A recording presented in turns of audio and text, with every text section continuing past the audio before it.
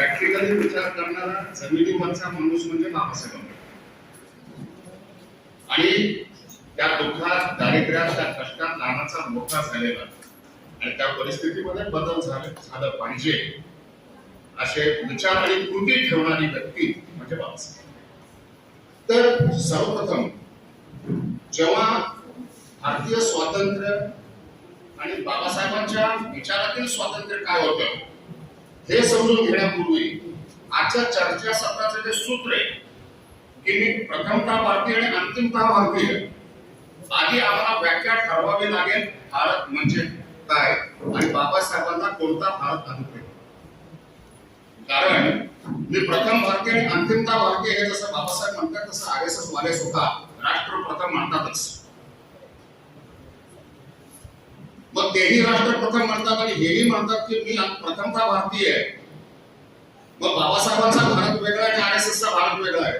कारण RSSच्या दृष्टिकोनातून राष्ट्र प्रथम आणि त्या राष्ट्रात माझी जात प्रथम हे त्याचे आणि बाबासाहेबांचे विचार होते की राष्ट्र प्रथम किंवा भारत प्रथम म्हणत असताना भारत म्हणजे एक भौगोलिक प्रदेश किंवा एक भौगोलिक तुकडा ही व्याख्या अभिप्रेत होती बाबासाहेबांना. बाबासाहेबांना अभिप्रेत होतं की या देशामध्ये राहणारा प्रत्येक माणूस, प्रत्येक मानव त्याला मानवाधिकार मिळाले पाहिजेत. जे मानवाधिकार हे त्याचे जन्मसिद्ध अधिकार आहे. आणि 5000 वर्षाचा या देशाचा इतिहास अभ्यासूनच बाबासाहेबांनी त्यांच्या विचाराला एक विशिष्ट प्रकारचा आकार दिलेला होता. आणि त्या आकाराचं प्रतिबिंब जर आपल्याला कुठं पाहायला मिळतंय तर ते त्यांच्या संविधानात. आज संविधानाची हेटाळी होते. मी कायद्याचा विद्यार्थी आहे, वकिली करतोय आणि संविधान शिकल्याशिवाय आम्हाला ते डिग्री सुद्धा मिळत नाही. परंतु संविधान शिकल्यानंतर मगाशी हरी नरके सर पण म्हणाले आणि उत्तमराव कांबळे साहेब सुद्धा म्हणाले की संविधान साक्षर झालं पाहिजे, संविधान आपण शिकवलं पाहिजे. परंतु नानी पालखीवाला या ज्येष्ठ विधिज्ञांचा एक स्टेटमेंट सांगतो मी तुम्हाला की आमच्या देशामध्ये संविधान शिकवलं जातं व्याकरणाच्या नियमाप्रमाणे. व्याकरणाचे नियम जसे तोंडपाठ करून घेतले जातात तशा पद्धतीने संविधान तोंडपाठ करून घेतलं जातं आणि म्हणून 100 पैकी 50 मार्क मिळाले की संविधानाच्या पेपरमध्ये आम्ही पास होतो. आणि दुर्दैव हेच आहे जे अडाणी आहेत, जे अज्ञानी आहेत त्यांचं मी समजू शकतो की ते कधी शाळेत गेले नाहीत किंवा संविधान शिकायची संधी मिळाली नाही त्यांना. परंतु ते संविधान शिकून सुद्धा पुढे आले आणि त्यांना संविधानच समजलं नाही. प्रॉब्लेम या लोकांना. आणि क्रायसिस ज्याला आपण म्हणतो, जी चेंद्राचेंद्री होऊ लागलेले वैचारिक ते अशा लोकांना. आणि म्हणून बाबासाहेबांना अभिप्रेत असलेला देश कोणता तर मुळात बेसिकली एक गोष्ट सांगायची जर झाली तर राष्ट्रवाद हे खोटात आहे असं बाबासाहेबांनी स्पष्टपणे सांगितलेलं आहे. राष्ट्रवाद नावाचा प्रकार अस्तित्वातच नसतो. कारण ते काल्पनिक गोष्ट आहे की ज्या काल्पनिक गोष्टीमध्ये आपल्याला गुंतवून ठेवलं जातं. देशभक्ती, राष्ट्रवाद, भारत माता वगैरे ह्या सगळ्या ज्या गोष्टी आहेत ना, कारण मानवाला जे बेसिक मानवाधिकार आहेत ते नाकारायचं असेल तर कोणतीही गोष्ट घेऊन राष्ट्रवादावर घेऊन ठेवायची. आधीच्या वक्ते, आधीच्या सत्रातील वक्त्यांचं हे स्टेटमेंट तेच होते. मी फक्त माझ्या पद्धतीने माझ्या परीने त्याचं स्पष्टीकरण करायचं. आणि म्हणून राष्ट्रवाद ही कल्पना आणि ही संकल्पनाच मुळात बाबासाहेबांना मान्य नव्हती. कारण या देशात आणि इतर एवढं सांगू शकतो, अगदी अथॉरिटेटिव्हली सांगू शकतो की या एका वाक्यात महात्मा गांधी आणि बाबासाहेब आंबेडकर यांच्यामध्ये कारण गांधीजींनी केंद्रीकरण केलं होतं ते राजकीय स्वातंत्र्य मिळवण्याकडे आणि बाबासाहेबांचा आग्रह होता राजकीय स्वातंत्र्यापेक्षा जे अंतर्गत गुलामगिरी आहे त्या अंतर्गत गुलामगिरीतून स्वातंत्र्य मिळालं पाहिजे. आणि आम्ही आता काय करतो 70 वर्षानंतर बाबासाहेब आणि महात्मा गांधी किती मोठे शत्रू होते याची रसाळ चर्चा आम्ही करतो. माझं एकच मत आहे या दोघांबद्दल, दोघेही महान होते, दोघांनाही विचार होते आणि दोघांचेही विचार राष्ट्र निर्मितीसाठी होते. आणि हे दोघंही संघ, RSS, हिंदू महासभा यांच्या विचाराचे कट्टर विरोधक होते, एवढं देखील साधारण सगळ्या पुराव्याविषयी सांगू शकतो. आणि त्यामुळे 75 वर्षातला भारत कसा 75 वर्षात आपण बाबासाहेबांचे विचार जे होते भारताबद्दल ते सत्यात उतरवता आले का याचा विचार करत असताना बाबासाहेबांचे विचार संविधानामध्ये जे व्यक्त झाले, आता संविधानाचा सरनामा आम्हाला गिफ्ट म्हणून देण्यात आला, आमचा सन्मान करण्यात आला. आणि संविधानाचा हा जो सरनामा आहे, हा सरनामा सुद्धा घटना समितीमध्ये मतदानाने, आवाजी मतदानाने हा ठराव संमत करण्यात आलेला आहे कॉन्स्टिट्यूएंट असेंब्ली. आणि मला वाटतं जगातले मी सगळे संविधान वाचले नाहीत, परंतु साधारण 25-30 देशाचे तरी मी संविधानाचा अभ्यास केला आतापर्यंत. कोणत्याही संविधानाचा सरनामा एवढा सुंदर नाही जो प्रत्येक मानवाचा विचार करतो. आज मी ओपन कॅटेगरी प्राध्यापकाचा मुलगा आहे, त्यामुळे अगदी जन्मापासूनच बाबासाहेबांचं महात्म्य काय आहे वडिलांच्या तोंडून मला ऐकायला मिळालं, शिकायला मिळालं. आणि विचारसरणी तीच डेव्हलप झाली. कारण शेवटी आमचे आई वडील काय शिकवतात त्यानुसार आम्ही ठरवतो RSS मध्ये जायचं का आंबेडकरी चळवळी.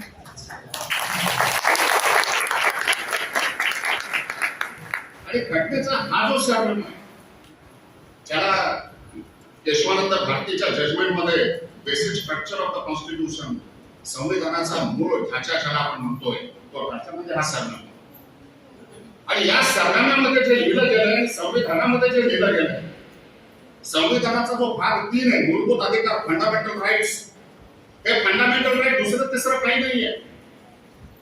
जेव्हा आमचं संविधान अस्तित्वात आलं त्यावेळी पाश्चिमात्य राष्ट्रातल्या विचारवंतांनी सडकून टीका केली बाबासाहेबांवरती की तुम्ही वकिलांसाठी नंदनवन तयार केलेलं आहे, ते काही जरी झालं तरी तो पक्षकार वकिलाकडे जाणार, वकील कोर्टात येणार. एवढं संरक्षण तुम्ही तुमच्या नागरिकांना दिलेलं आहे भाग 3 मध्ये संविधानाच्या. आणि आमच्याकडचे जे नतद्रष्ट आहेत, जे म्हणजे अगदी अंतःकरणापासून जळफळाट आहे बाबासाहेब आंबेडकर या नावाबद्दल, त्यांनी नेहमीच टीका केलेली आहे की हे म्हणजे पाश्चिमात्य राष्ट्रातल्या संविधानाचा कॉपी पेस्ट आहे. परंतु त्यांना हे समजलं पाहिजे की स्वातंत्र्य संग्रामाच्या वेळी किंवा स्वातंत्र्यामध्ये जे बेसिक मानवाधिकाराची पायमल्ली झाली होती किंवा जे पाटील तुडवले गेले होते, ते सगळे अधिकार या देशाच्या प्रत्येक नागरिकांना मिळाले पाहिजेत. या हेतूने, या उद्देशाने या संविधानाची या पद्धतीने निर्मिती करणे. आणि म्हणून आहे तो ग्रंथ 395 कलम असलेला, परंतु त्या ग्रंथाच्या आधारावरच गेले 75 वर्ष आमचा प्रवास होत आहे. मी असं म्हणणार नाही की हा प्रवास फार सोपा होता म्हणून. अनेक खाचखळगे आले, अनेक वेळा अपघात होता राहिले, अनेक वेळा छोटे मोठे अपघात देखील झाले संविधानावरच्या, नाही असं नाही.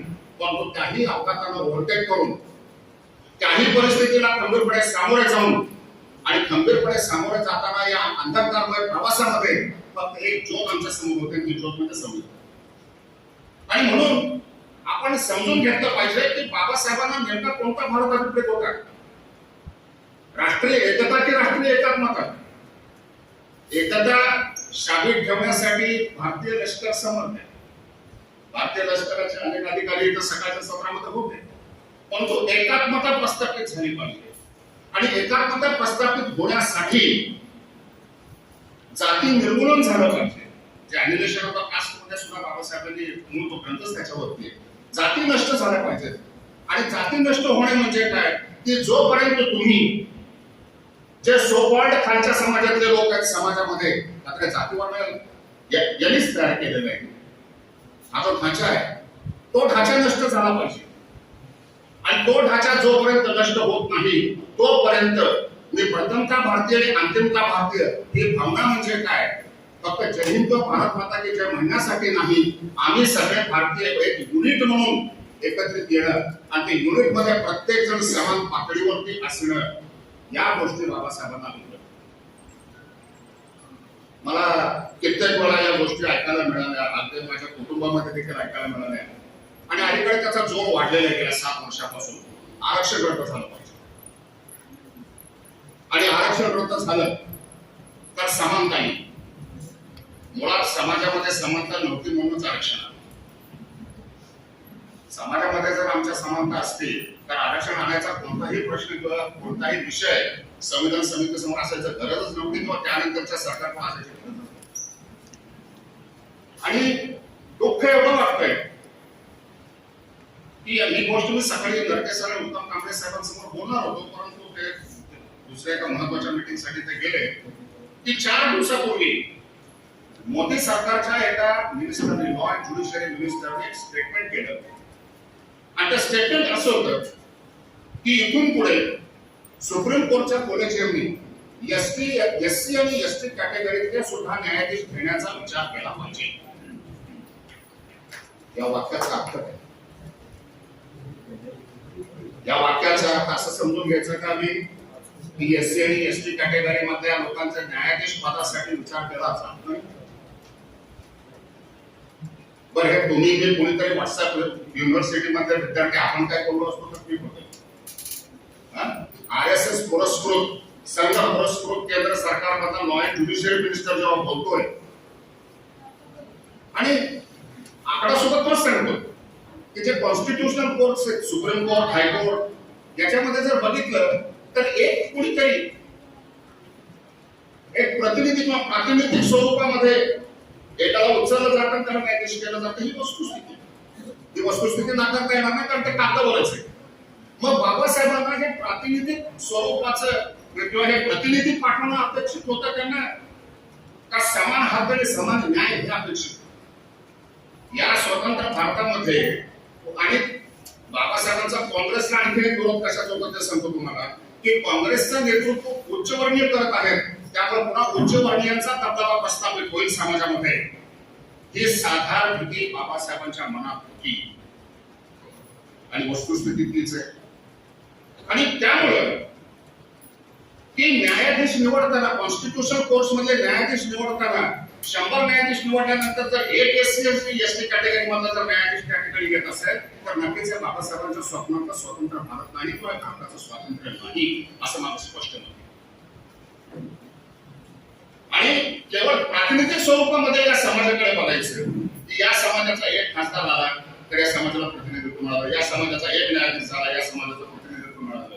म्हणजे मुळात काय की आमची जी मानसिकता आहे की या समाजाला स्वीकारायचंच नाही, त्यांना आमच्या एवढे अधिकार असता कामा नये की आम्ही ज्या स्टेटस मध्ये जगतो त्या स्टेटस मध्ये या समाजाने जगू नये आणि जगण्याचा अधिकार यांना नाही. ही जी आमची मानसिकता आहे आणि एका मानवाने दुसऱ्या मानवावर लादलेली गुलामगिरी म्हणजे भारतीय वर्णव्यवस्था. मानवाने मानवावरच लादलेली गुलामगिरी. आता बाबासाहेब म्हणाले होते की जोपर्यंत दलित समाजातला युवक ब्राह्मण मुलीशी विवाह करणार नाही तोपर्यंत समानता येणार नाही वगैरे वगैरे असं काहीतरी असं एक तरुण मनाचे बँकर लोकसभेत बोलून गेले. कवी मनाचे आणि म्हणून त्यांनी सुद्धा लग्न केलं असंही त्यांनी पुढचं वाक्य सांगून टाकलं संसदेने. आनंद वाटला. घरात बसून विचारलं बाबासाहेबांनी अनेक गोष्टी सांगितल्या, एकच गोष्ट कशी काय? अनेक गोष्टी सांगितल्या फक्त हे सिरियसली एक गोष्ट लग्न करायचं. आणि हा प्रश्न थोडासा जातीवाचक वाटत नाही पण बोलतो कारण बाबासाहेबांच्या वाचत आणि बोललोच पाहिजे. नाही तर मुली प्रकार तरी आयडिओलॉजी बोलतो. प्रश्न असा आहे की दलित युवकांनी ब्राह्मण मुलीशी लग्न केलं पाहिजे तर जाती व्यवस्था नष्ट होईल. ब्राह्मण मुलगी त्यांच्याशीच लग्न करते तर तुमचा सुपर क्लास ऑफिसर झालेला आहे, तुमचा मंत्री झालेला आहे, त्यातल्या त्यात समाज कल्याण खात्याचा मंत्री झालेला आहे.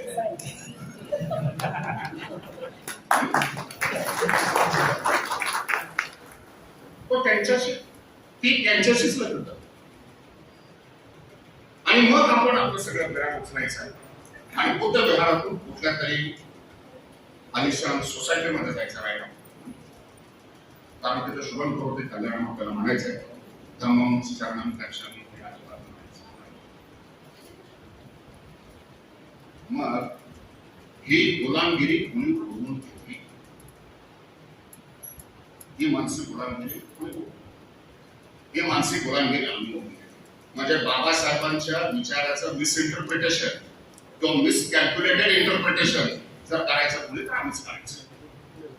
आणि एक लक्षात घ्या, अंतर्गत शत्रू जेवढं ज्या गोष्टी नष्ट करू शकतो तेवढा बाह्य शत्रू करू शकत नाही. आणि म्हणून आंबेडकरी विचार नष्ट करायला आंबेडकरी चळवळीतले लोक जर कारणीभूत ठरत असतील आणि येणाऱ्या 10-5 वर्षांमध्ये किंवा 5-25 वर्षांमध्ये त्याचं उदार स्वरूप किंवा भयानक स्वरूप जर इथं दिसत असेल या देशामध्ये, तर दोष आंबेडकरी चळवळीला द्यावा लागेल. मी दोष RSS ला देणार नाही. अभिनंदन तुम्ही पाहत आहात एवढ्यासाठीच की 70 वर्षांमध्ये आंबेडकरी चळवळ देखील एवढी स्ट्रॉंग झालेली आहे, प्रचंड स्ट्रॉंग आहे. RSS चे आताचं स्वप्न आहे की हे सगळं स्वातंत्र्य संपदा बंदूक आहे, संविधान सगळं बाजूला हटवायचं आणि वन फाईन डे हिंदू राष्ट्र म्हणून घोषित करायचं, ते एवढंही सोपं. ते प्रयत्न करायला लागले.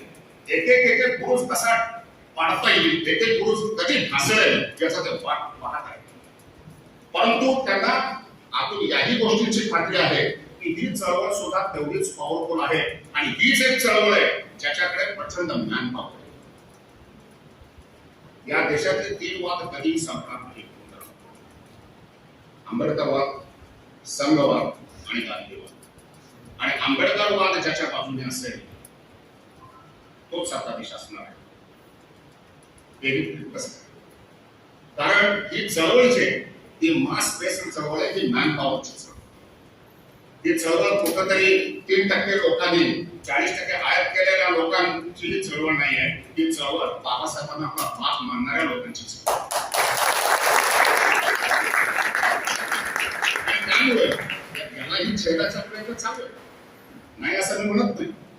याला ही छेदाचा प्रयत्न चालू आहे, परंतु ज्यांना राजकीय वाटाघाटी करायच्या आहेत त्यांच्यापासून जर ही चळवळ थोडीशी आली तर राहील. तुझ्यातून राजकीय वाटाघाटी करत बस, परंतु बाबासाहेबांच्या स्वप्नातला जो भारत आहे तो भारत निर्माण करत असताना संविधानाने आपण दिलेल्या ज्या मर्यादा आहेत किंवा संविधानाने दिलेले जे हक्क आहेत ते हक्क प्रत्येकाला मिळालं पाहिजे. त्या पद्धतीने न्याय प्रत्येकाला मिळाला पाहिजे. त्या पद्धतीने आर्थिक स्वावलंबता आणि आर्थिक स्वायत्तता प्रत्येकाला मिळाली पाहिजे. आणि या देशाचा नागरिक म्हणून मला जगता आलं पाहिजे.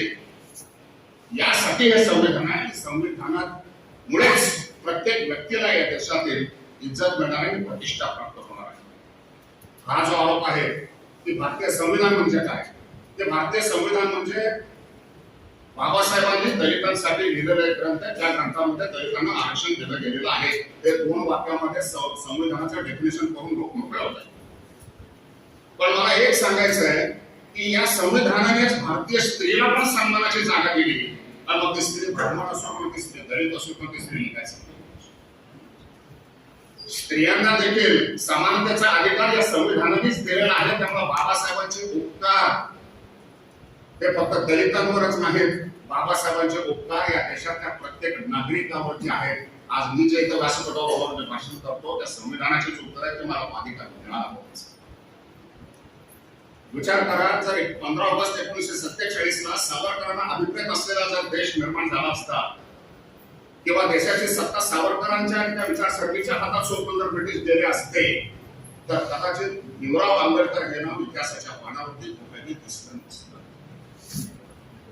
कारण पेशवाई संपली आणि ब्रिटिशांनी शेवटचं राज्य ताब्यात घेतलं. ब्रिटिश सरकारला पुन्हा पेशवाई स्वरूपाचंच राज्य निर्माण करून त्यांनी गेलं पाहिजे हे जे सावरकरांचं स्वप्न होतं ते स्वप्न थोडीच मिळालं. आणि म्हणून गांधी असो, नेहरू असो किंवा डॉक्टर बाबासाहेब आंबेडकर असो यांच्याबद्दल कायमचा द्वेष गेल्या 75 वर्षात आपल्याला कायमचा अनुभव मिळालेला आहे.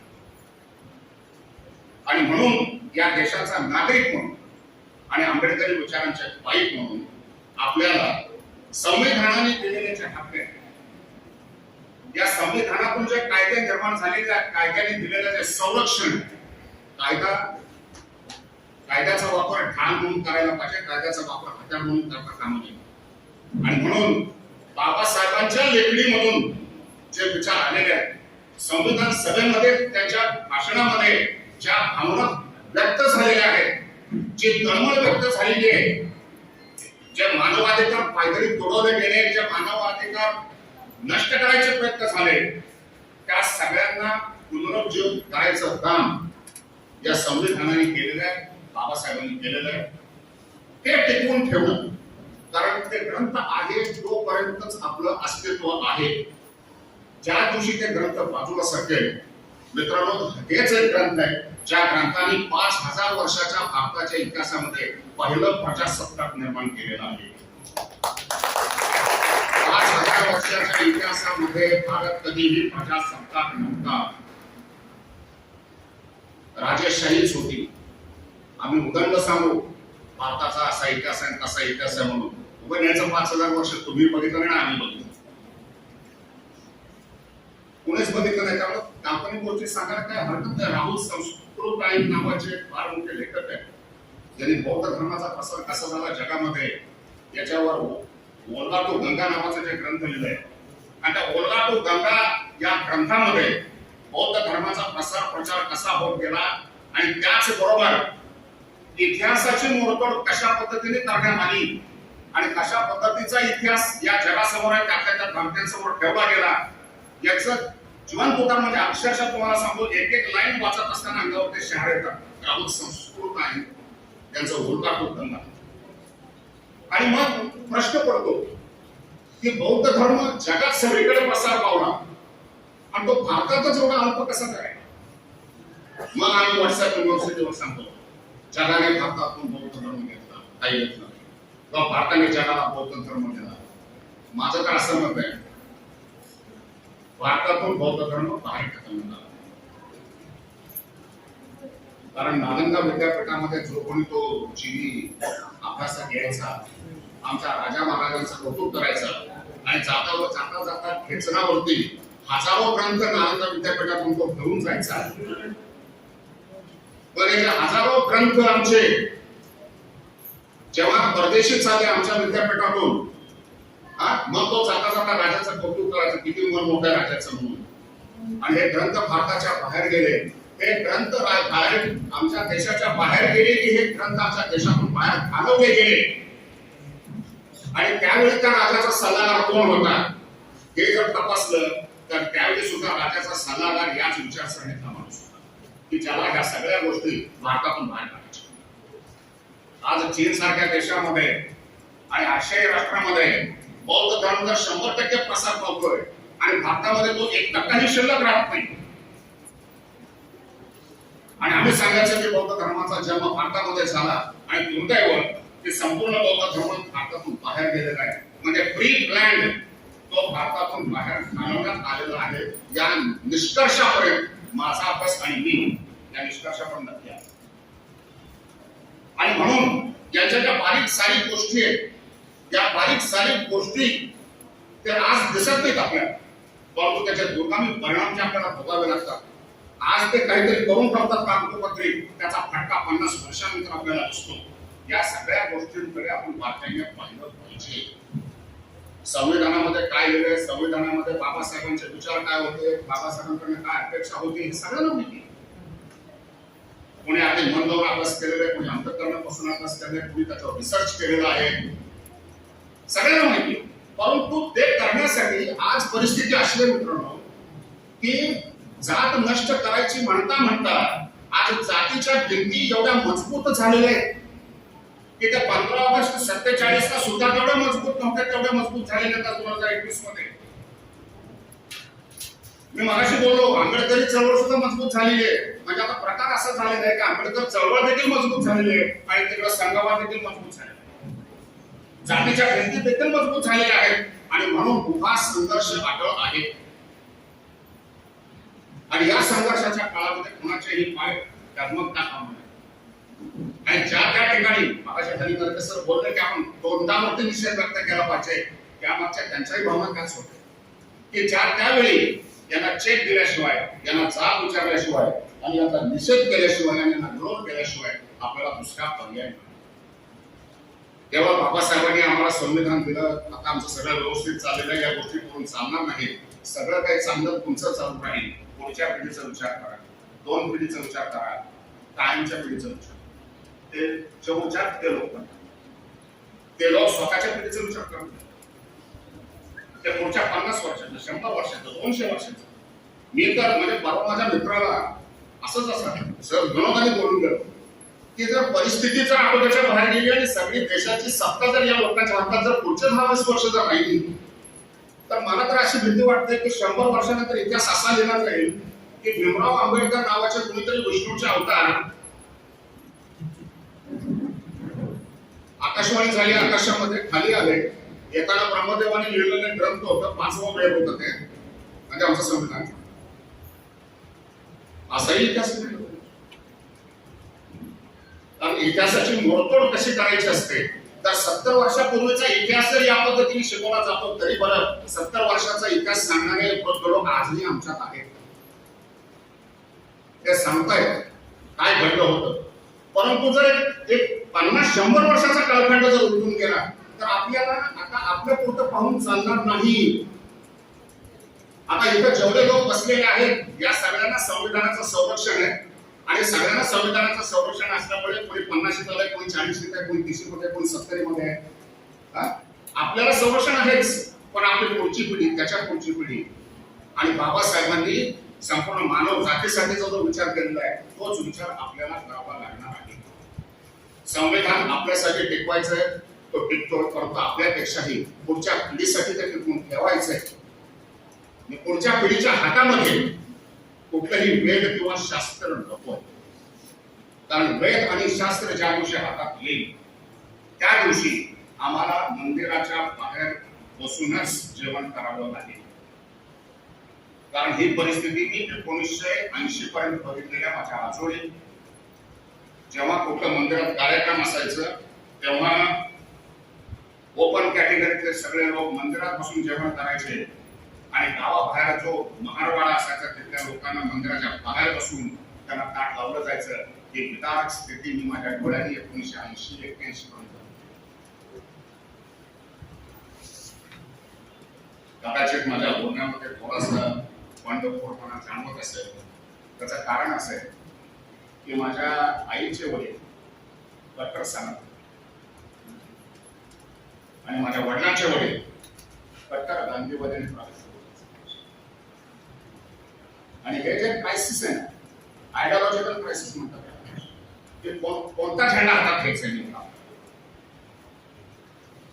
आणि ही परिस्थिती बघत असताना किमान तारुण्यात, लहानपणी मला समजलं नसेल पण तारुण्यात तरी मला विचार करता आलं की ही अवस्था कुणी करून ठेवलेली आहे, तर एका मानवाने दुसऱ्या मानवाची अवस्था करून ठेवलेली आहे. आणि हे सगळं परमेश्वराने केले म्हणून परमेश्वर नावाचा एक काल्पनिक काहीतरी तयार करायचा, त्याच्या नावाने पावती फाडायची आणि परमेश्वर नावाच्या काल्पनिक व्यक्तीबरोबर आमचे लिंक आहे ते प्रस्थापित करण्याचं एक कल्पित कार्यक्रम. आज सुद्धा पहाटे 5:50 आकाशवाणीचा पहिला कार्यक्रम सुरू होत असतो दररोज आकाशवाणी पुणे केंद्र. 6:10 गीत रामायण मधलं एक गरबा ऐकवलं जातं. गेल्या 7 वर्ष. 7 वर्षापूर्वी मला कधीही गीत रामायण सुधीर फडकेंचं कधीही आकाशवाणीवर ऐकायला मिळालं नाही. काय थांबवण्याचा प्रयत्न होतो मला. संपूर्ण लॉकडाऊन काळामध्ये जर आमच्या टीव्हीवरती फक्त रामायण आणि महाभारताचे सिरियल दाखवले गेले तर नेमका काय थांबवण्याचा प्रयत्न केला गेला.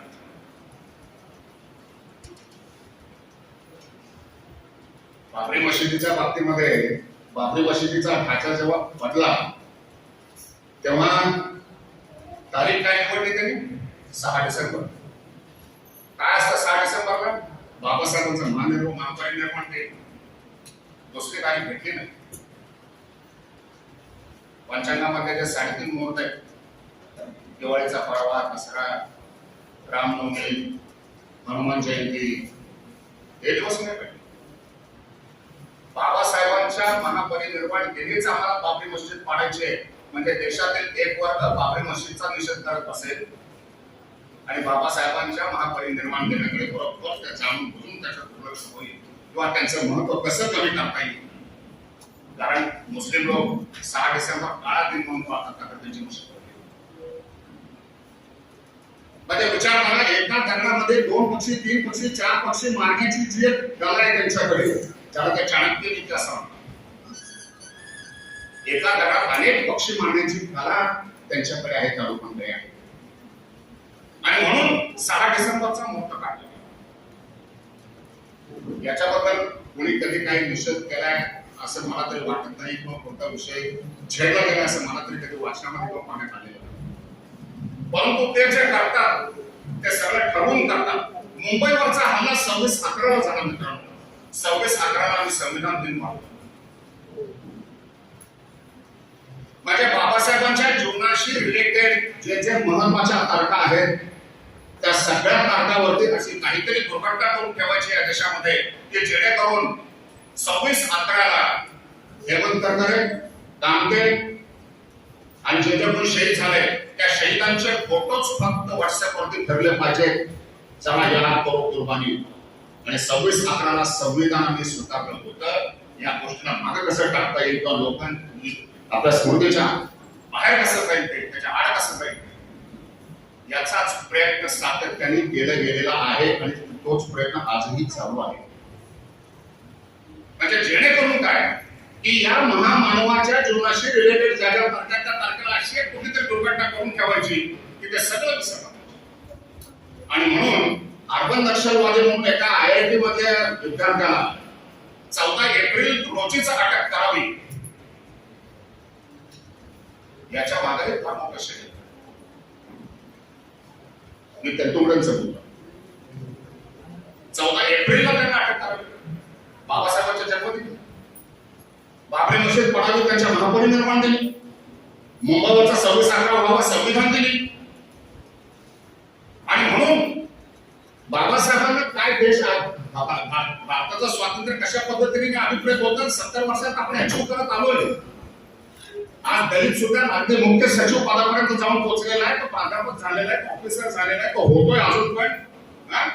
आणि पोटशोळ इथंच आहे की ज्याला कालपर्यंत आम्ही दाराच्या बाहेर उभं करत होतो आता मांडीला मांडी लावून आमच्या शेजारी बसला आहे. पोटशोळ इथंच आहे. ज्या कास्ट भांडवलचे हरिनरके सर बोलले सगळ्याच्या सत्रामध्ये की आम्ही जन्मलो म्हणजे संपलं, 50% आम्ही क्रेडिट घेऊनच आलो की आम्ही या उच्च जातीमध्ये जन्माला आलो. आणि हे जन्माला आले म्हणजे ते कर्ज घेऊन आले की तुम्ही खालच्या जातीमध्ये जन्माला आले. त्यामुळे त्यांच्या स्वप्नातला जो भारत आहे, हा मगाशी सांगता मी विसरलो की बाबरी मशीद 6 डिसेंबरला पाडत असताना तो जुना कधीतरी बाबराने बांधलेला, आणि खरं सांगतो तुम्हाला मी एकाच बोलतो आणि त्यावेळी पण सोडत नव्हतं, त्यामुळे दुसऱ्यांदा जायचं गेलोच नाही. बाबराने बांधलेली मशीद तो ढाचा पडला. मी त्याला म्हणतो देत नाही. तुम्ही बाबासाहेब आंबेडकरांच्या संविधानाला आता धक्का दिला. 6 डिसेंबरला बाबरी मशीद पडलं म्हणजे बाबासाहेबांचं संविधान आणि संविधान मध्ये जे धर्मनिरपेक्षता आहे त्या धर्मनिरपेक्षतेला शह देण्याचा, सुरुंग लावण्याचं पाप या लोकांनी. कारण मुळातच ते धर्मनिरपेक्षता हे शब्दच प्रकरणाचे शब्द आहे त्यांच्यासाठी म्हणून दिलेले त्या चातुर्वर्ण्याचा निर्माण झाला असतं सावरकरांच्या नेतृत्वाखाली, तर मग त्या ब्रिटिशांचं कौतुक केलं असतं आणि सगळ्यांचंच कौतुक केलं असतं. परंतु ते तसं झालं नाही. निसर्गाला इथे मान्य नव्हतं. आणि म्हणून आज त्या बाबासाहेबांना अभिप्रेत असलेला देश काय होता याच्यापेक्षाही बाबासाहेबांच्या विचारांचा भारत नष्ट करण्यासाठी जे प्रयत्न होऊ लागलेले आहेत ते प्रयत्न थांबून पाडायचं काम आणि सगळ्यात मोठी जबाबदारी आंबेडकरी चळवळीवरती आहे. मी असं म्हणत नाही की आंबेडकरी चळवळ म्हणजे SC ST त्या चळवळीमध्ये मी घेतले. फक्त यांचे प्रयत्न थांबून पाडायचे आणि यांचे प्रयत्न कायमस्वरूपी राहणार आहेत. त्यामुळे आंबेडकरी चळवळीमध्ये जे ऐक्य, जी ताकद आहे ती ताकद देखील कायमस्वरूपी टिकवून ठेवावं लागणार आहे. ते जसे त्यांचे स्वप्न 50, 100, 200 वर्षापर्यंत टिकवून ठेवतात, एक ना एक दिवस आम्ही हे करून दाखवू. आणि आपल्याकडे एकच वाक्य असलं पाहिजे, तुम्ही ज्यावेळी करायला जमीन रस्त्यावर उतरा त्यावेळी आम्हाला तुम्हाला विरोध करायला आम्ही काय करणार. आणि म्हणून आज परिस्थिती अशी 2021 मध्ये की 2022 साली RSS ला 100 वर्ष पूर्ण होतात.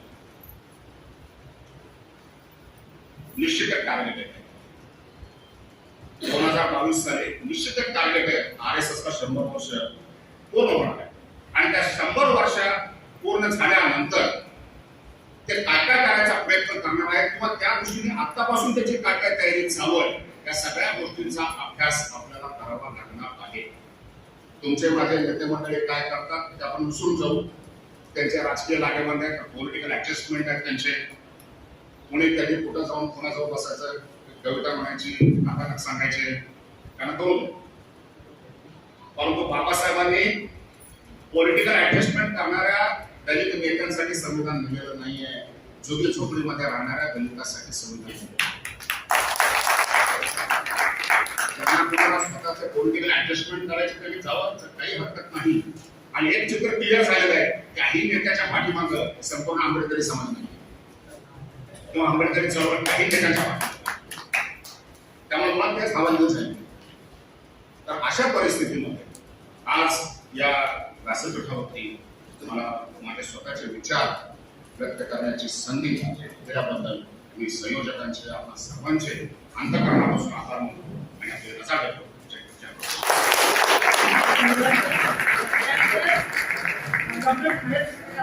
त्यांना मी विनंती करते की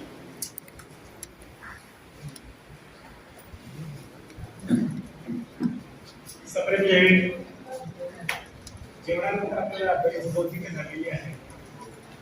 पुन्हा माझे एकदा आपल्याला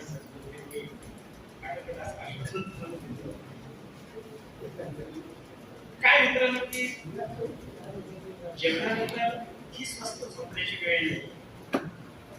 ज्या स्वातंत्र्याच्या 75 वर्षात आपण बोलू शकतो ते स्वातंत्र्य व्यक्तीचे स्वातंत्र्य म्हणजे मुळे आणि लोकशाही आहे की त्यांच्यात अस्तित्वाचा प्रश्न जो आहे प्रश्न आता त्याच्या काळात उभा राहिलेला आपल्याला दिसतो. बरं त्याची सुरुवात काही एकाएकी झालेली नाही. काही जण त्याचं 2014 साली प्रारंभ करतात, कोणी त्याचं साल 90 प्रारंभ करतो. पण तुम्ही जर पाहिलं तर 1967 सालापासून त्याचा थोडाफार प्रारंभ झालेला आपल्याला दिसेल. 67 सालापर्यंत आपल्याला असं दिसतं बाबासाहेबांना 60 पर्यंतचा शेवटचा महात्मा म्हणून ओळखलं जातं. आणि तिथे आपल्याला असं दिसतं की लोकशाही टिकून ठेवणारे जे काय आधारस्तंभ आहे तर त्या आधारस्तंभामध्ये बाबासाहेब, पंडित नेहरू, अगदी शास्त्रीजीपर्यंत काही माणसं तिथपर्यंत आहेत. आणि म्हणून लोकशाही जीवन प्रणाली जी आहे लोकशाही जीवन प्रणाली तिच्या बाजूने त्यांचा कौल आहे. परंतु नंतर मात्र ते केंद्र ढळलेलं आपल्याला पाहायला मिळतं. आणि मग आपल्याला स्वातंत्र्याचा विचार जो आहे स्वातंत्र्याचा विचार आणि लोकशाही जीवन पद्धतीचा विचार आपल्याला करावा लागतो. आता आपलं स्वातंत्र्य किंवा आपण जी काही मूल्य निवडलेली आहेत ती मूल्य सगळ्यात जास्त पडायला लागली आणि म्हणून आपल्याला जास्तीत जास्त प्रमाणात जागरूक करायची गरज आहे. म्हणून हे बौद्धिक एक 10-15 मिनिटं काम होईना तुमच्या अनुषंगाने मी त्याची थोडीशी उजळणी करेन आणि घरी जाताना थोडस काहीतरी यातला आपण घेऊन जाऊ अशी मी आशा करणार आहे. इथे आपल्याला एक गोष्ट कळेल की बाबासाहेबांच्या विचारांमध्ये त्यांचा जो काही सामाजिक राजकीय हक्काचा लढा असेल, त्यांचं स्वतःचं व्यक्तिमत्वाची विचार आणि चळवळ असेल, त्यांचे पत्रकारिता असेल आणि त्यांचं लेखन असेल, या सगळ्याचा केंद्रबिंदू जर असेल तर तो माणूस असल्याचं आपल्याला दिसेल. आणि माणूस आणि माणसाची प्रतिष्ठा या दोन गोष्टी त्यांच्या सातत्याने केंद्रस्थानी राहिलेल्या आहेत. आता ही माणसाची प्रतिष्ठा केव्हा राहू शकेल तर सामाजिक न्यायावर आधारित असलेली समाज व्यवस्था अस्तित्वात आली राहील तर त्याची प्रतिष्ठा जी आहे म्हणजे आता आपल्याला जो काही मान सन्मान ठीक आहे आपलं म्हणणं कोणीतरी असं ऐकून घेते, आपल्याला आपलं मत मांडता येते, अभिव्यक्त होता येते. या ज्या काही गोष्टी आहेत त्या गोष्टी भविष्य काळात त्याचं स्वरूप कसं असतं. कारण आपलं स्वातंत्र्य अबाधित ठेवायचं असेल तर आपलं जे अभिव्यक्ती स्वातंत्र्य आहे आणि असहमतीचं स्वातंत्र्य जे आहे त्याला आपण डिसेंट अशा पद्धतीचा शब्द आपण त्यासाठी वापरतो, तर त्याची सध्याच्या काळातली अवस्था काय आहे ते आपल्याला माहिती. एक छोटंसं उदाहरण तुम्हाला सांगतो की करोनाच्या काळामध्ये एक गुजराती कवयित्री आहे पारुल खक्कर नावाच्या, आणि त्यांनी कविता लिहिली, राजा तुझ्या रामराज्याने शववाहिनी झाली तर. आणि मग त्यांना त्यांची संपूर्ण कविता ती व्हॉट्सअपवर प्रसिद्ध झाल्यानंतर त्यांना काय ठरवलं तिची अनेक भाषांतरे होणार आहे आणि ती समाज माध्यमांवर फिरत आहे. आणि त्याच्यामध्ये त्यांनी काही शब्द वेगवेगळ्या प्रकारचे शब्द वापरलेले आहेत. तुम्हाला तुम्ही ही कविता पहा. तर मग त्यासाठी जो पंड्या नावाचा कोणी तिथल्या साहित्य अकादमीचा कोणी अध्यक्ष त्यांनी त्यांच्यासाठी साहित्य लक्ष अशा पद्धतीने शब्द जो आहे, जी संज्ञा आहे, जी संज्ञेने एक गोष्ट लक्षात घ्यावी. मग अशी 67 आणि 67 नंतर असं म्हणतो 67 ते 70च्या कालखंडामध्ये आपल्याला असं दिसतं की जे विचारवंत आहेत, कवी आहेत, लेखक आहेत, कलावंत आहेत, की जे व्यक्तीच्या स्वातंत्र्याचा पुरस्कार करतायत, माणसाला स्वप्न दाखवतायत, माणसाचं स्वप्न दाखवतायत. तर अशा बुद्धिवंतांना त्या काळात निष्क्रिय बुद्धिवंत म्हणून त्याची हेटाळणी केलेली दिसते. त्याच्या काळात तुम्हाला दिसेल जे अक्षर लिहिलेली आहे त्याची अशा पद्धतीचं ते विशेषण त्याच्यासाठी वापरलं जातं, ते अत्यंत घातक आहे. मग आपल्यापाशी एक विचार येतो की त्यांच्यापाशी जी साधनं आहेत ती साधनं आपल्यापाशी नाही. व्हॉट्सअप असेल, इंस्टाग्राम असेल किंवा अन्य जे काही युट्यूब चॅनल्स असतील, तिथे जे कोणी विरोधी विचार मांडतील त्या विरोधी विचारांचा तिथे ट्रोल करणारी यंत्रणा आहे. मग आपण देखील अशाच प्रकारच्या माध्यमांचा पुरस्कार करून आपले विचार आणि असहमती संदर्भात आपण बोलणार आहोत की नाही. बघा इथे मी समजा एक शब्द समजा आता इथे सभागृह आहे, सभागृहामध्ये इथं जोराने ओरडलो चुप आहे, तर त्याच्यानंतरची जी भयान शांतता आहे त्या भयान शांततेमध्ये तुमचं स्वातंत्र्य जे आहे अभिव्यक्त होण्याचं किंवा तुम्हाला कुठली तरी काहीतरी नवनिर्मिती करायची असेल त्याचं ज्याला क्रिएटिव्हिटी म्हणतो, तर त्या स्वातंत्र्याला देखील तिथे बाधा येते. कारण व्यवस्था ही काय करते, माणसाला नियंत्रणाच्या नियमनाच्या कक्षेत आणण्याचा प्रयत्न करतो आणि माणूस त्या नियंत्रणापासून किंवा त्या नियंत्रणाविरुद्ध बंडखोरी करण्याचा प्रयत्न करत असतो. व्यवस्थाच्या संदर्भात एक उदाहरण आपल्याला घेता येईल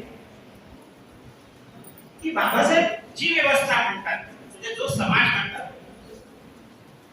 त्या समाजामध्ये व्यक्तीला अधिक प्राधान्य आहे आणि समाज व्यक्तीचं नियंत्रण करू शकेल अशा प्रकारची धारणा त्याच्या मागे नाही.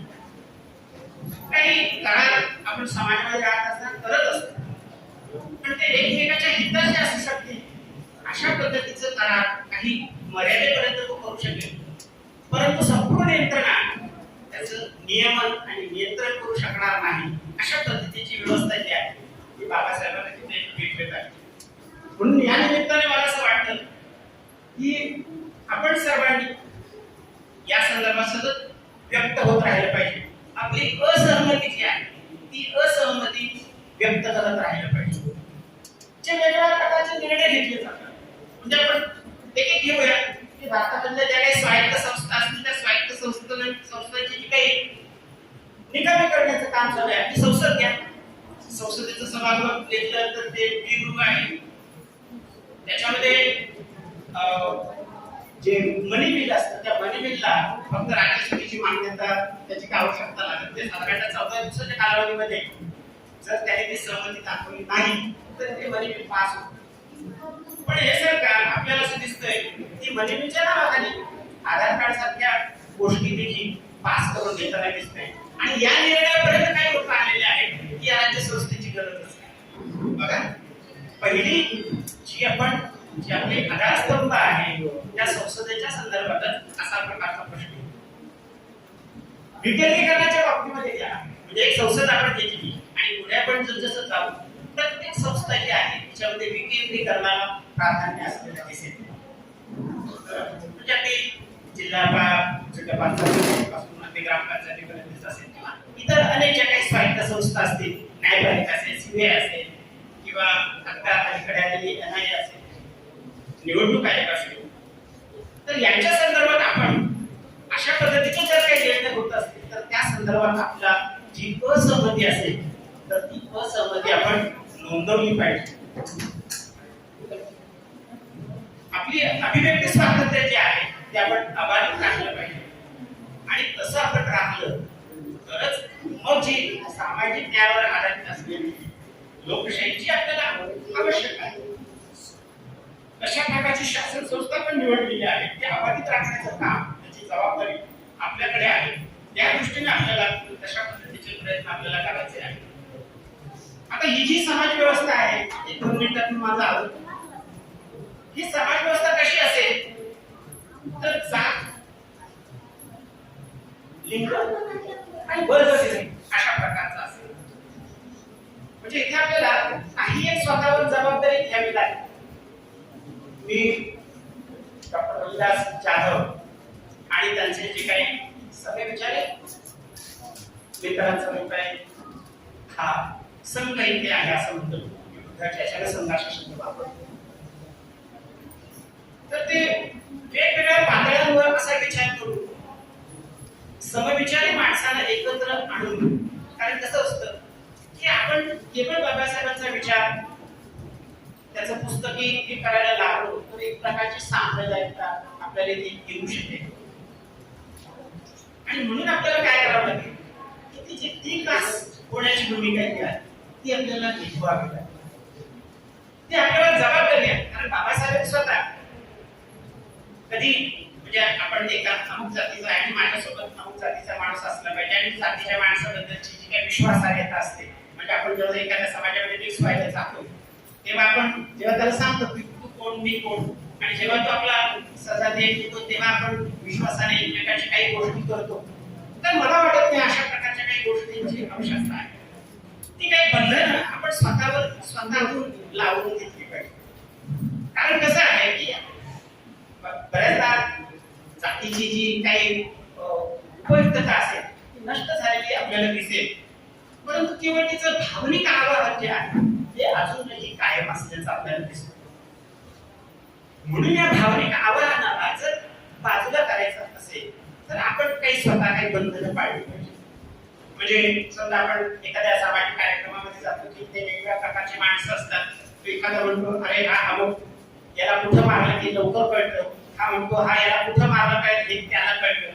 अशा पद्धतीची विधानं आपण करून आपण डी कास्टच्या भूमिकेमधून आपण जाणार.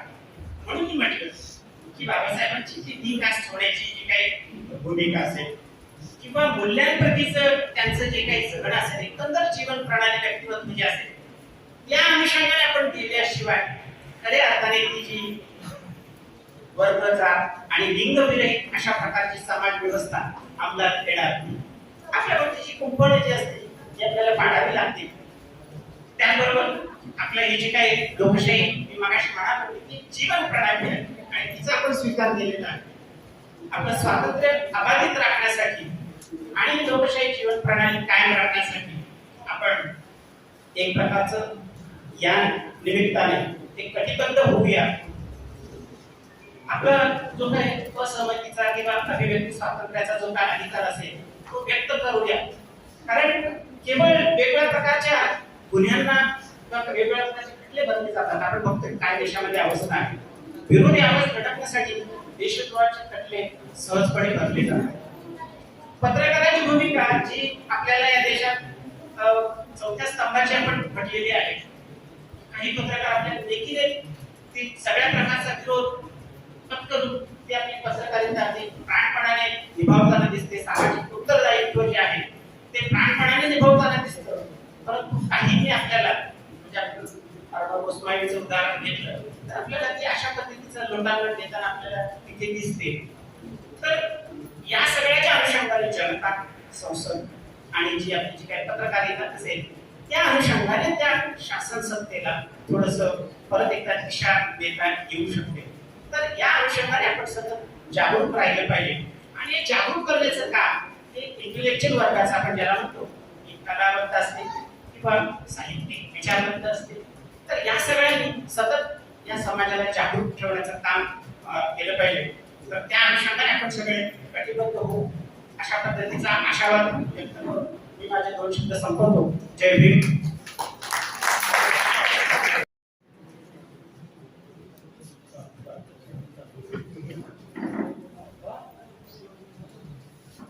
सातव्या फुले शाहू आंबेडकर विचार प्रसार साहित्य संमेलनाच्या परिसंवादाच्या या सत्रासाठी उपस्थित असलेले व्यासपीठावरील सर्व मान्यवर, त्याचप्रमाणे माझ्या समोर उपस्थित असलेल्या सगळ्या माझ्या बंधू भगिनींनो, या ठिकाणी जो परिसंवाद आपण या ठिकाणी आयोजित केलेला होता 75 वर्षांच्या पूर्तीनंतर डॉक्टर बाबासाहेब आंबेडकर यांच्या मनामध्ये कुठल्या प्रकारचा भारत अभिप्रेत असणार आहे. मला असं वाटतं हे जे फुले शाहू आंबेडकर विचार प्रसार साहित्य संमेलन जे गेली 7 वर्ष या ठिकाणी आयोजित केलं जात आहे आणि गेली 10-12 वर्षांपासून हे जे कार्य इथं सुरू आहे आणि ज्यामध्ये मोलाचा वाटा आमचे कॉम्रेड ज्ञानोबा घोणे, आमचे डॉक्टर असतील या ठिकाणी प्रदीप पाटील, प्राचार्य प्रसन्नकुमार देशमुख असतील, आमचे प्राध्यापक बंधू रोहिदास जाधव असतील, भालेराव मॅडम असतील, अशोक शिंदे, सुनंद गायकवाड, ज्यांना UPSCच्या परीक्षेमध्ये भरघोस असं यश त्यांनी प्राप्त केलेलं आहे असे आमचे बंधू विनय साळवे असतील. याच्यापेक्षा वेगळा असा काय भारत त्यांना अभिप्रेत होता? हाच तर भारत त्यांना अभिप्रेत आहे. आपण इतरांनी काय केलं पाहिजे, सरकारने काय केलं पाहिजे, देशामध्ये काय झालं पाहिजे याचा विचार न करता उलट आपण काय केलं पाहिजे जेणेकरून आपला भारत जो डॉक्टर बाबासाहेब आंबेडकरांच्या मनामध्ये अभिप्रेत आहे तो भारत हाच आहे की या देशातील दलित, वंचित, आदिवासी, महिला जे काही मागासलेले घटक आहेत त्या सगळ्या घटकांना समान व्यासपीठ किंवा समान संधीची उपलब्धता ज्या व्यासपीठावर उपलब्ध करून दिली जाते हे आपलं भोरचं व्यासपीठ हे त्यापेक्षा काही वेगळं आहे असं मला वाटत नाही. हा खाडीचा वाटा असेल, एक कण असेल, ठीक आहे, कण असेल खूप सूक्ष्म, पण मला खात्री आहे हा सूक्ष्म कणच एक दिवशी एवढा मोठा होईल की ज्या दिवशी खरोखर म्हणजे 100वे वर्ष जेव्हा आपण स्वातंत्र्याचं साजरं करू त्या वर्षी नक्कीच या भोर या गावामध्ये प्रचंड क्रांती झालेली नक्कीच दिसून येईल आणि याचा मला पूर्ण विश्वास आहे. आपल्या या ठिकाणी आपल्यामध्ये जे उपस्थित होते ऍडव्होकेट महेंद्र कवताळे सर यांनी बाबासाहेबांना अभिप्रेत असलेला जो भारत आहे की ज्यामध्ये बाबासाहेब स्वप्नावर नव्हते, पण मला तुम्हाला या ठिकाणी सांगायला असं आवडेल की स्वप्न आपण उघड्या डोळ्यांनी नक्की पाहिली पाहिजे. म्हणजे स्वप्न म्हणजे काय तर जे आपल्याला झोपू देत नाही ते स्वप्न, झोपल्यानंतर पडतं ते स्वप्न आपल्याला पाहायचं नाहीये, पण आपल्याला स्वप्न पाहायचंय. कोणतं स्वप्न की जे बाबासाहेबांचं अपूर्ण राहिलेलं स्वप्न आहे ते जर आपल्याला सत्यात उतरायचं असेल तर ते स्वप्न आपण रोज पाहिलं पाहिजे, उघड्या डोळ्यांनी पाहिलं पाहिजे आणि त्यासाठी आपण सतत कार्यशील राहिलं पाहिजे, कृतीशील राहिलं पाहिजे. समाजामध्ये काय घडत आहे याचा आपण मागोवा घेतला पाहिजे आणि त्याच्याबद्दल बोललं पाहिजे, आपली मतं व्यक्त केली पाहिजे. आता बरेच जण बोलून गेले की अभिव्यक्ती स्वातंत्र्य आणि सध्या आपण पाहतोय की डॉक्टर बाबासाहेब आंबेडकरांच्या संविधानाने जे अभिव्यक्ती स्वातंत्र्य भारतीयांना दिलेलं आहे त्या स्वातंत्र्याचा उपयोग आपल्याकडे लोक कशा पद्धतीने करत आहेत म्हणा. म्हणजे लोकशाही भारताला शाप की वरदान असा प्रश्न नक्कीच आपल्या समोर उपस्थित राहतो. भारताचं संविधान हे कॉपी पेस्ट केलेलं नाही. आम्ही आमच्या विद्यार्थ्यांना शिकवतो की जगातील काही प्रमुख देशांनी त्यांचं संविधान लिहिताना आपण जसं गाईड म्हणून वापरतो अपेक्षित किंवा गाईड, तसं भारताचं संविधान वापरलेलं आहे. ते डोळ्यासमोर ठेवून त्यांनी त्यांच्या राज्यघटना लिहिलेल्या आहेत. त्यामुळे जे कोणी असं म्हणतायत की ते कॉपी पेस्ट आहे, त्यांना तेवढंच येत असेल असं आपण समजूया की ते फक्त कॉपी पेस्टच काम करत असतील, तर असं अजिबात नाही. जगातल्या प्रमुख राज्यघटनांमध्ये सर्वोच्च असा मान हा भारतीय राज्यघटनेचा आहे. आणि येत्या 4-5 दिवसामध्ये 26 नोव्हेंबर 1949 ला आता 72 वर्ष पूर्ण होत आहे. आणि या 72 वर्षामध्ये जे संविधान बाबासाहेबांनी आपल्याला दिलेलं आहे, त्या संविधानाच्या मार्गावर आपण सर्वजण मार्गक्रमण करत आहोत. आणि त्यामुळेच मला असं वाटतं की आपण इथपर्यंत पोहोचलेलो आहोत की ज्या ठिकाणी इथे माझ्या महिला भगिनी बसलेल्या आहेत आणि एक स्त्री या व्यासपीठावर बोलत आहे. आणि हे नक्कीच डॉक्टर बाबासाहेब आंबेडकरांची देण आहे. बाबासाहेब आंबेडकर नसते, सावित्रीबाई नसत्या तर एक मुलीला बोलतीये आणि इतर सगळे पुरुष ऐकतायत, आजही अवघडच आहे. पण तरी देखील बाबासाहेबांनी हा अधिकार आम्हा महिला वर्गाला दिलेला आहे. आणि मला असं वाटतं की याची जाणीव प्रत्येक महिलेला असली पाहिजे. दुर्दैवाने असं दिसत नाही. दुर्दैवाने महिला पोथी वाचतात, पुराण वाचतात, साधू भोंगी बुवाबाजी, मूल होत नाही, काही जे काही प्रॉब्लेम्स असतील त्या समस्या सोडवण्याकरता बुवाबाजी किंवा अशा प्रकारांचा वापर करतात. मला त्यांना असं सांगावं असं वाटतं की त्यांनी एकदा संविधान वाचावं. बाबासाहेबांनी आपल्याला कोणकोणते हक्क दिलेले आहेत हे एकदा वाचावे. पतीच्या मालमत्तेत असेल किंवा वडिलांच्या मालमत्तेमध्ये असेल, आपल्याला कोणकोणते अधिकार दिलेले आहेत हे जर त्यांना कळलं तर मला नाही वाटत की भोंगी बुवा त्यांच्या नादाला लागतील. पण दुर्दैवाने महिला सुद्धा वाचत नाहीत, याची मला खंत वाटते. मगाशी सर जसं म्हणाले की एक शिक्षक जेव्हा संविधानाबद्दल विचारतो त्याला माहित नाही, हे जर भारताचं अशी अवस्था असेल तर फार अवघड आहे. आणि त्यामुळे या ठिकाणी आपण सगळ्यांनी वाचलं पाहिजे. काय आहे संविधान, आपल्यासाठी त्याच्यामध्ये काय आहे, त्याला किती दिवस लागलं, त्याचे अध्यक्ष कोण, त्याच्यात कलम किती आहेत हे न पाहता प्रत्येक कलमाचा अभ्यास करून त्यातून आपल्याला फायदेशीर काय आहे, आपल्या देशाचा विकास त्याच्यातून कसा घडून येईल याच्यावर आपण बोललं पाहिजे. ॲडव्होकेट सर आता म्हणाले की 6 डिसेंबरला जो हल्ला झाला किंवा 26/11ला जो हल्ला झाला, अगदी बरोबर आहे. मला याच अनुषंगाने एक मुद्दा या ठिकाणी मांडावा असं वाटतो, जो म्हणजे भारताच्या पहिल्या महिला पंतप्रधान श्रीमती स्वर्गीय इंदिरा गांधीजी यांनी धाडसी निर्णय घेतले. अर्थातच ते सुद्धा डॉक्टर बाबासाहेब आंबेडकर होते म्हणूनच घेऊ शकले निश्चितच. आणि तो धाडसी निर्णय म्हणजे त्यांनी 14 प्रमुख व्यापारी बँकांचं राष्ट्रीयीकरण केलं. मला मुद्दा एकच इथे सांगायचा आहे की 19 जुलै 1949 आणि त्यानंतर 15 एप्रिल 1980 हे 2 दिवस राष्ट्रीयीकरणासाठी निवडले गेले. तारखा पुन्हा एकदा ऐका, 19 नोव्हेंबर आणि 15 एप्रिल. जर 19 नोव्हेंबर ऐवजी 18 नोव्हेंबर घेतली असती तर तो अण्णाभाऊ साठेंचा आपला स्मृतिदिन होता. आणि 14 एप्रिल हा बाबासाहेबांचा जन्मदिन होता. म्हणून ते घेता आले असते, पण ते बरोबर टाळले आणि 6 डिसेंबर बरोबर घेतात, 26/11 बरोबर घेतात. म्हणजे 6 डिसेंबरला जर बाबरी मस्जिद पाडली गेली तर बाहेर हिंदू मुस्लिमांचा लढा तो सुरू होईल आणि त्याचं सगळं खापर हे दलितांवर टाकलं जाईल. म्हणजे बाहेर पिक्चर काय होत जाईल की दलित दंगल करतात. तर असं हे जे काही राजकारण बाहेर चालू आहे याच्यातून जर आपल्याला वाचायचं असेल तर आपण आपली राज्यघटना वाचलीच पाहिजे आणि ती वाचवली सुद्धा पाहिजे. मी अगदी हे सांगते की राज्यघटना वाचवली पाहिजे असं मी जेव्हा बोलतेय तेव्हा त्याच्यात तथ्य आहे. कारण ती राज्यघटना येणे करून काही ना काही करून त्यातलं एखादं कलम बदल किंवा काही करून त्यांना ती राज्यघटना बदलायची आहे. दुर्दैवाने त्यांना ती बदलता येणार नाही. मात्र तरी देखील त्या हेतूने त्या दृष्टीने प्रयत्न चालू आहेत. आणि त्यामुळे आपल्या सगळ्यांचं हे कर्तव्य आहे की आपण आपला जो ग्रंथ म्हणून आपण जे त्याच्याकडे पाहतो आणि दुर्दैवाने सगळेजण तो आपला म्हणून म्हणजे तो मागासवर्गीयांचा आहे, किती शोकांतिक आहे की ज्यामध्ये सगळ्या भारतीय नागरिकांना दिलेले न्याय आहे. हो ना, ते प्रत्येक भारतीयांचा जो ग्रंथ आहे तो दलितांचा ग्रंथ आणि तो प्रश्नांचे उत्तर ते डॉक्टर बाबासाहेब आंबेडकर यांनी दिला असं जेव्हा म्हटलं जातं तेव्हा याच्या इतकं दुर्दैव हे भारताचं असूच शकत नाही.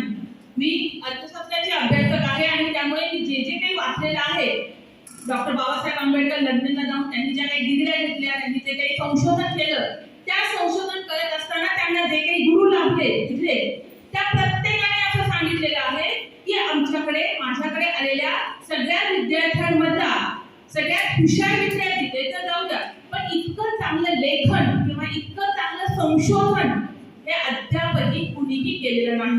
म्हणजे इतके थोर असलेले डॉक्टर बाबासाहेब आंबेडकर यांच्या स्वप्नामध्ये अर्थातच भारताबद्दलची खूप मोठी स्वप्न आहेत आणि ती सगळी स्वप्न पूर्ण करण्याची जबाबदारी ते आपल्यावरती सोपवून दिलेले आहेत. आणि म्हणूनच मला असं वाटतं की या ठिकाणी भोर सारख्या या गावामध्ये जे कार्य सुरू आहे ते कार्य, त्याचा प्रचार प्रसार हा रोहिदास जाधव सरांनी परदेशापर्यंत केलेला आहे.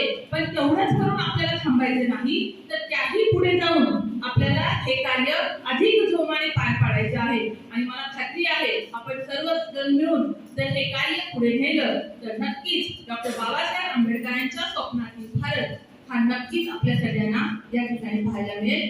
या ठिकाणी परिसंवादामध्ये सहभागी झालेल्या म्हणजे दोन्हीही जे काही पार्टिसिपंट होते त्यांचं मी या ठिकाणी मनपूर्वक या ठिकाणी आभार मानते. त्यांनी अतिशय चांगली मांडणी या ठिकाणी केलेली होती. आपण सगळ्यांनी देखील अत्यंत शांतपणे हा परिसंवाद ऐकून घेतला, त्याबद्दल आपल्या सगळ्यांचं मनपूर्वक आभार मानून मी या ठिकाणी थांबते. जय हिंद. नमो बुद्धाय. जय भीम. बोधिसत्व वंदना या चॅनलमध्ये आपणा सर्वांचे सहर्ष स्वागत आहे. आज आपण या ठिकाणी उभा आहे की ज्या ठिकाणी फुले शाहू आंबेडकरी विचार प्रसारक साहित्य संमेलन 2021 आणि हे 7वे संमेलन हे भोर या ठिकाणी भरलेलं आहे. आणि या सभागृहामध्ये ज्या सभागृहाला लोककवी वामनदादा कर्डक यांचं नाव दिलेलं आहे, हे सभागृह आणि या सभागृहामध्ये सुभेदार रामजी आंबेडकर सपकाळ यांच्या विचारमंचावरती आपण उभा आहोत. हे जे विचारमंच आहे हे विचारमंच गेली 7 वर्ष फुले आंबेडकरी विचारांचा प्रचार करत आहे. आणि या 7व्या या संमेलनामध्ये आपण या ठिकाणी आज अशा एक व्यक्तींची भेट घेत आहे की त्यांनी सातत्याने हे संमेलन भरवण्याचा प्रयत्न केलेला आहे. तर सर, आपण 7 वर्ष झालं हे सातत्याने संमेलन घेत आहात, तर आपण ओळख काय सांगाल आपली? माझं नाव ज्ञानोबा घोणे, राहणार भोर, जिल्हा पुणे. संबंध राज्यातील तळागाळातील जी कर्मचारी संघटना आहे त्या संघटनेचा मी संस्थापक सरचिटणीस आहे. अद्यापही मी ते काम चालू केलेलं आहे. धरणग्रस्त असतील, बालवाडी शिक्षिका असतील, अंगणवाडी सेविका असतील, आदिवासी महादेव कोळी समाज, कातकरी समाज, अशा विविध घटकातील गोरगरीब लोकांना, उपेक्षित लोकांना न्याय देण्याचा प्रयत्न आणि त्यांच्या हक्काची जाणीव करून देण्याचा प्रयत्न सर मी सातत्याने करीत आहे. हे जे संमेलन आहे हे आपण भोर या परिसरामध्येच भरवता का आणखी इतरत्र कुठं भरवता? भोर तर हे आमचं स्थानिक गाव आहे. या ठिकाणी उतरवली हे जे का आदर्श गाव आहे भोर तालुक्यातलं, त्या ठिकाणी डॉक्टर रोहिदास सर, आनंदा जाधव असे जे काय मान्यवर कार्यकर्ते आहेत यांनी सर 15 वर्षापूर्वी फुले शाहू आंबेडकर प्रसारक मंडळाची स्थापना केली. अर्थातच ती शासन नियुक्ती संस्था आहे आणि त्या माध्यमातून भोर, वेला, मुळशी, मावळ, त्याचप्रमाणे सातारा तालुक्यातील खंडाळा, वाई, महाबळेश्वर, फलटण अशा विविध तालुक्यातून जनजागृतीचं काम आणि या महापुरुषांनी जे काय धडा घालून दिलेला आहे तो यशस्वी करण्याच्या दृष्टीने आमचा सतत प्रयत्न असतो. भोर तालुक्यामध्ये लहिवरी हे अतिशय दुर्गम गाव आहे आणि त्या दुर्गम गावामध्ये अगदी 40-50 सर, आपण या ठिकाणी जे कार्य करत आहात फुले शाहू आंबेडकरांचं, खरोखरच आपलं फुले आंबेडकरी चळवळीमध्ये म्हणावं तेवढं कौतुक कमीच आहे. कितीही केलं तरी खूपच छान. सर, आपण ही या संस्थेमध्ये खूप काम करत आहात. हे संमेलन भरवण्यामध्ये आपला खूप सिंहाचा वाटा आहे. असं माझ्या लक्षात आलेलं आहे. तर आपण आपली ओळख सांगाल का? धन्यवाद सर. सर्वांना जय भीम. मी प्राध्यापक रवींद्र भालेराव. फुले शाहू आंबेडकर विचार प्रसारक मंडळ हे जे आम्ही गेली 11 वर्षापूर्वीपासून स्थापन केलेली NGO आहे, या संस्थेमार्फत दरवर्षीचं हे संमेलन आम्ही भरवत असतो. या हे तुम्ही NGO स्थापन केलेली आहे, म्हणजे या नावाची फुले शाहू आंबेडकर विचार प्रसारक साहित्य नाही, हे कुठलं आहे? आणि आम्ही संस्था जी स्थापन केली ती फुले शाहू आंबेडकर विचार प्रसारक मंडळ या नावाने आम्ही संस्था चालू केलेली आहे. आणि जे संमेलनाचे जे नाव आहे ते फुले शाहू आंबेडकर विचार प्रसार साहित्य संमेलन अशा पद्धतीचं आहे. अच्छा, म्हणजे हे जे साहित्य संमेलनाचं जे एक व्यासपीठ आपण वेगळं निर्माण केलेलं आहे, म्हणजेच विचारमंच, आपण विचारमंच म्हणू. हा जो विचारमंच आहे, या विचारमंचा व्यतिरिक्त आपण एक संस्था स्थापन केलेली आहे, तिचं नाव काय म्हटलात?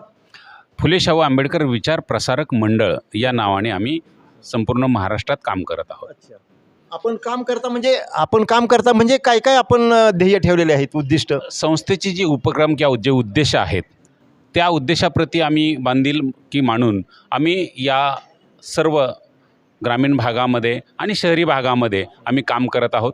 संमेलनाच्या माध्यमातून मात्र आम्ही आंतरराष्ट्रीय पातळीवरती पोहोचलेलो आहोत. आपण आंतरराष्ट्रीय पातळीवरती पोहोचलेला आहात म्हणजे काय केलेलं आहे?